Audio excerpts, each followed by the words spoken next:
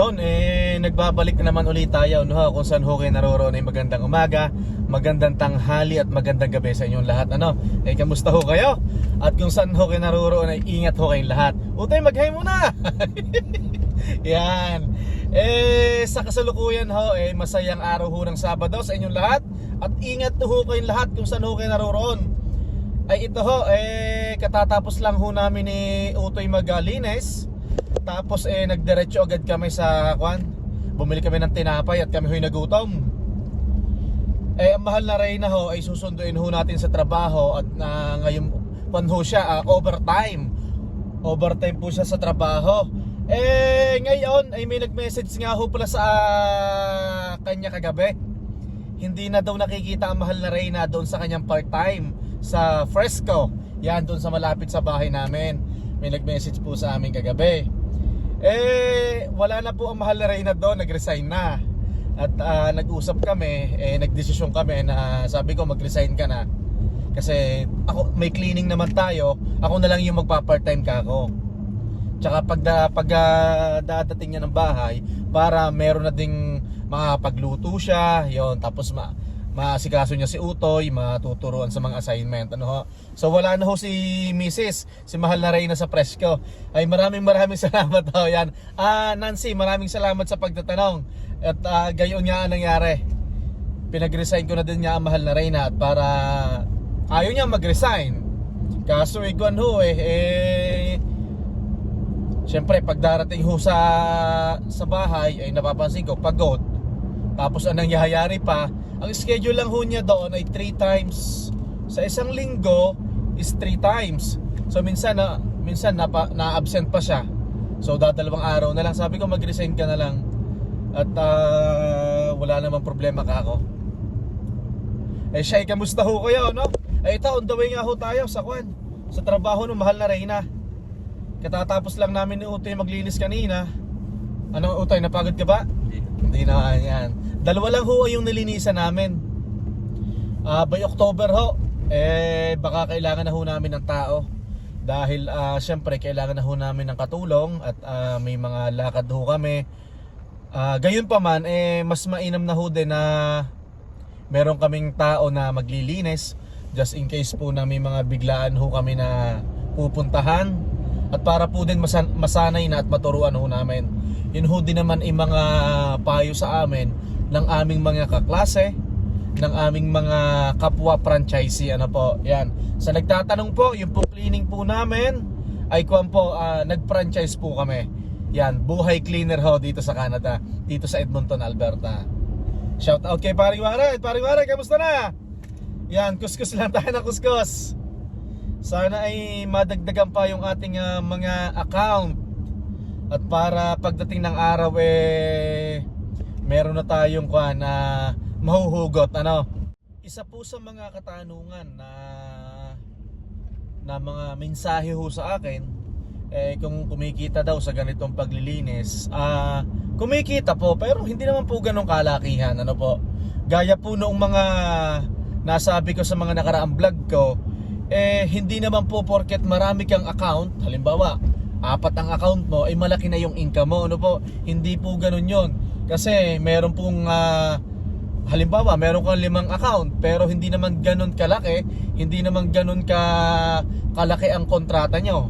Meron namang isang account lang, for example Banco de Oro or Metrobank, yan. May mga kilala ko na ganon, na ginawa ko lang pong example yon. May kilala akong ganon na may nililinis silang bangko, tapos ang bayad sa kanila mga 4,500, 5,000, yan. So nagbibigay lang po ako ng example. Tapos mayroon naman pong maliliit na account na pwedeng ang bayad lang sa'yo ay mga 800 per month, mga ganon. Example lang po yon. Tapos halimbawa po yung mga butika, yan, mga 1,200, yan, mga ganon pong example, para lang po kayong magkaroon ng idea. Tsaka dito ho sa ganitong trabaho ay hindi pwede ho yung ikaw ay maselan. At syempre may mga lugar, may mga establishmento na lilinisin na syempre talagang madumi, mahihirapan ka. Lalong lalo na ho pag ganitong winter, nako po, ay talagang mabuhangin. kami ni Utoy, nakakatatlong beses kaming mag-map ng sahig. Dahil ho, pag ho ganitong winter, syempre yung mga kalsada natin or mga nilalakaran natin, naglalagay sila ng buhangin na may asin. Syempre papasok sa mga building kung saan kami naglilinis, magkakaroon ho ng mga puti-puti, mahirap ho linisin. Talagang kailangan mong ng puspusa na paglilinis. Tatlong beses mo siyang imamap yan. Pero kung ho naman, hindi naman siya masyadong mahirap. Kasi nga ho, galing nga ho kami sa mga trabaho na dati sa part-time namin, na pagkatapos ng full-time, diretso kami ng restaurant. Kung ako yung papipiliin, mas maganda ho sa ganitong cleaning. Sa opinion ko ho, sa opinion namin, syempre hawak namin yung oras. Pagaya nito, yung nilinis namin ngayon, pwede naming tapusin kagabi, Friday, kahapon, pwede naming tapusin to, pwede naming linisin to bukas, Sunday. So ngayon, bukas mag-snowboard ulit tayo anak, no? Sa Rabbit Hill. Kaya yung dalawang building, tinapos na namin ngayon. Tapos kahapon, nilinis namin yung school. Yan. Tapos yun nga, mag-i-expand ho yung aming cleaning. Ay, nalobat yata. Ay, pasensya na ho, naputol tayo. Tapos mag-i-expand ho yung aming cleaning, madadagdagan ho yung account. Kailangan ko ho mag-report sa Jumpro ng Monday. Iyon, talagang kailangan na ho ng tao. Tapos talagang kailangan na po ng puspusan na focus dito, ano po. Pakita ko ho sa inyo ang ating dinadaanan. Andito ho tayo sa Mayfield. Saan ho ba tayo naputol? Nabanggit ko na mag-i-expand yung account namin, madadagdagan. Yung school na nililinis namin, madadagdagan pa ho. Monday ho, magre-report ho ako sa head office. Kailangan namin magdagdag uli ng vacuum. Tapos ang payo ko po, pag sa mga ganitong mga cleaning, dapat meron po kayong extra na extension cord, may extra po kayo na vacuum cleaner. Kasi minsan may masisira sa vacuum. Minsan yung extension cord mo may masisira. So dapat po talaga meron po tayong mga extra. Patawirin muna natin si ate. Bago ko po pala makalimutan, itong mga nakaraang vlog ko na nagpunta kami ng bump ng Calgary, no, nag-snowboarding kami sa Sunshine Village. Pasensya na po, minsan nawawalan ako ng boses doon. Parang namumute yung sounds. Kasi gaya po ng sabi ko, naka-copyright po ako. Yung po mga ginagamit ko pong music, talagang hindi ko na po pwedeng gamitin.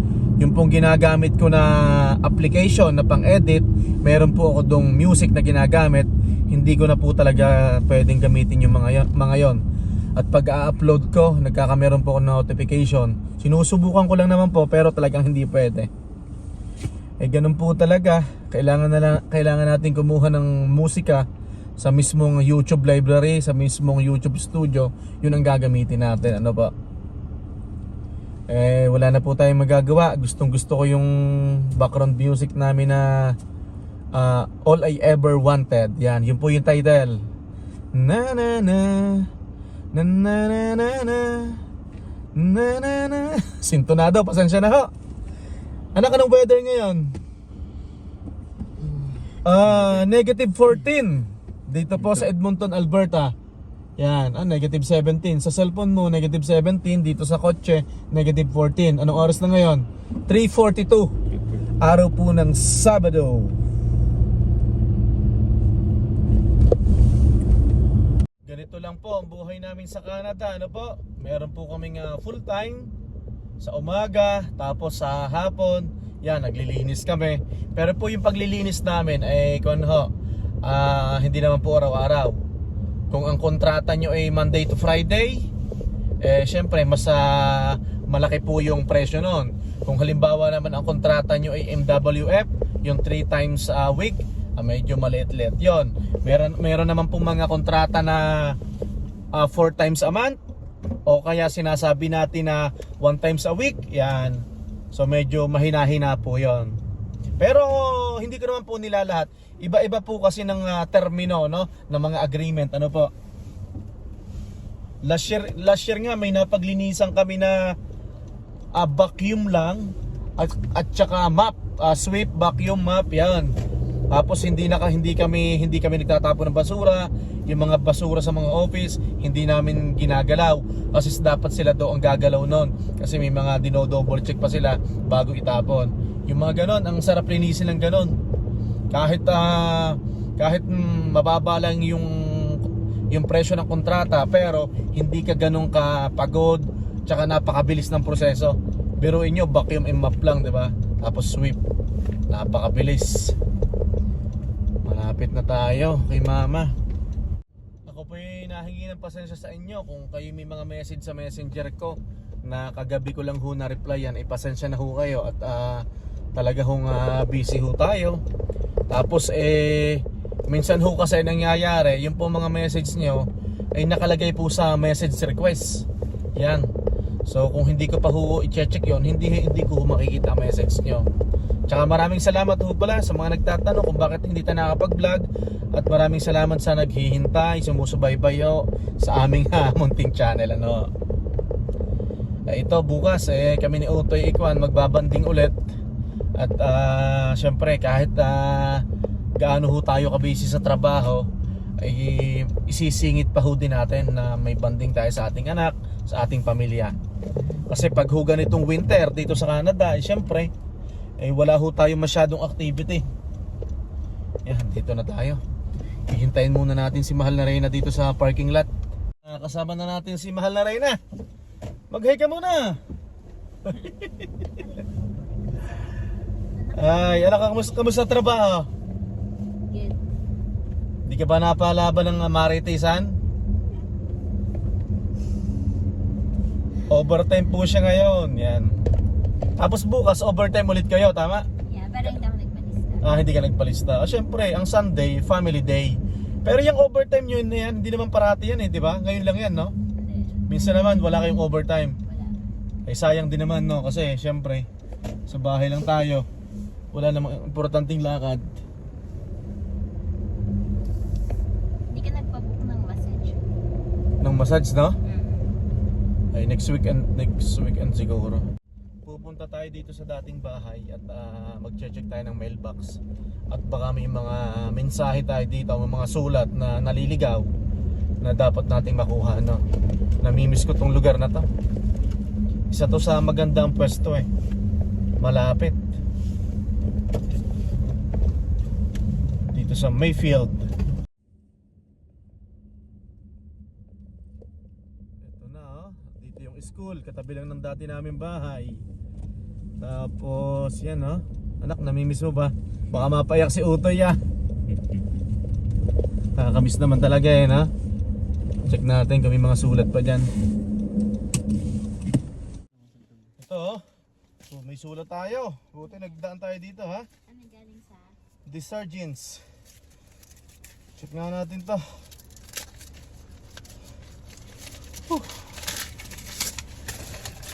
Ay, namimiss ko tong lugar na to.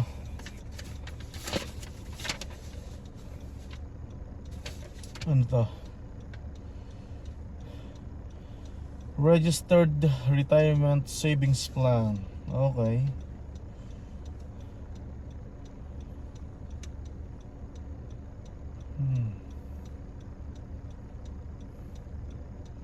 Dapat pala ipabago ko address nito, no? Attach this receipt to your income tax return. Okay. Uwi na tayo. Tapos bukas, anak, mga 7 AM gising na tayo. Okay, copy. Tapos kailangan nating umalis bago mag 8 or pinaka-late na 9 AM.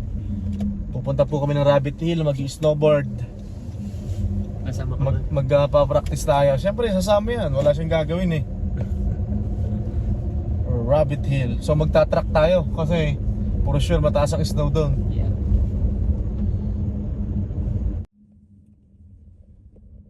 Namimiss ko yung lugar na to. 156, 163, 107, Mayfield.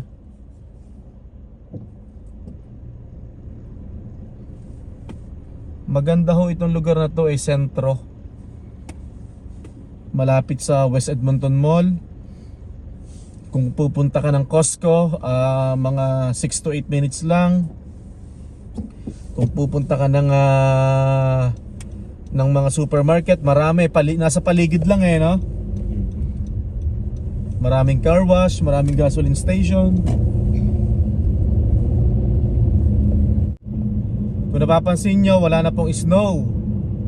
Sa totoo lang, itong snow na to, itong nakaraang snow, ang bilis ng pagkakakayod, no? Nilinis agad nila, no? Kasi nung sinundang snow nun, marami nag-complain ng mga residente ng Edmonton. Kasi ang tagal ng clearing, di ba? Ang daming mga complaints na bakit daw ganun, ang tagal magtanggal ng snow sa mga daan. Ngayon, no? Katatapos lang ng snow, 3 days ago, na-clear agad nila. Bago ko makalimutan, ito sinasabi ko na ito sa mga vlog ko, sa mga nagnanais na makarating dito sa Canada. Wag ho kayong mag-alala at madadali ho din yan, talaga hong ganyan ang buhay. Ito ho talagang mga nakaraang taon, naghigpit ho ang Canada, ang dami hong pagbabago. Sa mga may application na ho, wag ho kayong mag-alala at yan madadali din. Kaunting tiyaga lang ho, at saka puspusang pagdadasal, ayun madadali din nyo din. Tayo ho din ay makakarating dito. Bakit ba itong isang ito pag-alagala?